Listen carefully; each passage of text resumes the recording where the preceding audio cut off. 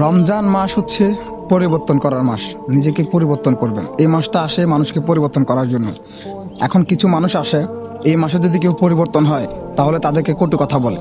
তাদের উদ্দেশ্যে একটা কথা বলবো যে ভাই, এই যে এই মাসে রমজান মাসে কোনো মানুষ যদি পরিবর্তন হয়, ধরুন সে আগে দুনিয়াবি কাজে ব্যস্ত ছিল, এখন স্বয়ং আল্লাহ তাআলার কাজে নিজেকে নিয়োজিত করেছেন এবং আল্লাহ তাআলা ডাকে ফিরে এসেছেন, আল্লাহ তাআলার পথ অনুসরণ করছেন, তাহলে তাকে কখনো কটু কথা বলে তাকে ভিন্নতায় রেখে দিবেন না।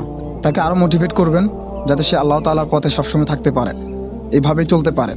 আপনারা কিছু মানুষ আছেন তাদেরকে মোটিভেট করেন না, উল্টো পাল্টা কথা বলেন, কটু কথা বলেন, এতে আল্লাহ তাআলা নিজেই রাগান্বিত হন। কারণ এই যে পরিবর্তনটা, সেটা তার নিজ ইচ্ছায় হয় না, এই পরিবর্তনটা স্বয়ং আল্লাহ তাআলার পক্ষ থেকে আসেন। তো একটা কথাই, যারা রমজান মাসে পরিবর্তন হবেন তাদেরকে কখনোই কটু কথা বলে ভিন্নতা রূপে ফেলাবেন না। তাদেরকে আরও মোটিভেট করুন, আরও আগ্রহী করুন ইসলামের পথে আসার জন্য, আল্লাহ তাআলার পথে আসার জন্য। আসসালামু আলাইকুম।